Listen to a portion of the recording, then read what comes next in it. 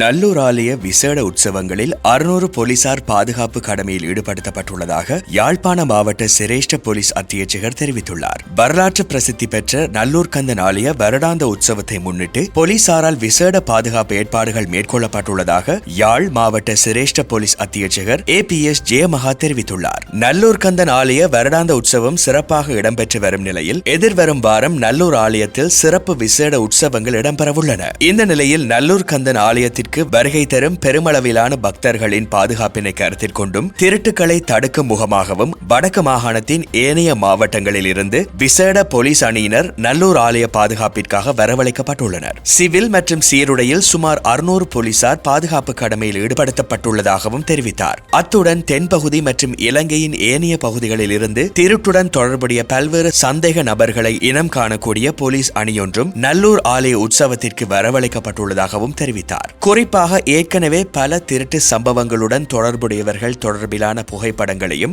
ஆலய நுழைவாயில்களில் காட்சிப்படுத்தப்படவுள்ளதாகவும் அவ்வாறு புகைப்படத்தில் காட்சிப்படுத்தப்பட்டவர்கள் யாராவது ஆலய வளாகத்தில் இனம் காணப்பட்டால் பொதுமக்கள் உடனடியாக போலீசாருக்கு தகவல்களை வழங்குவதன் மூலம் உரிய சந்தேக நபர்களை விரைவில் கைது செய்யக்கூடியதாக இருக்கும் எனவும் தெரிவித்துள்ளார். எனவே போலீசாரினால் பல்வேறுபட்ட வேலை திட்டங்கள் முன்னெடுக்கப்படுகின்ற நிலையில் பொதுமக்கள் குறித்த விடயத்திற்கு ஒத்துழைப்பு வழங்க வேண்டும் என கோரிக்கை விடுத்துள்ளமை குறிப்பிடத்தக்கது.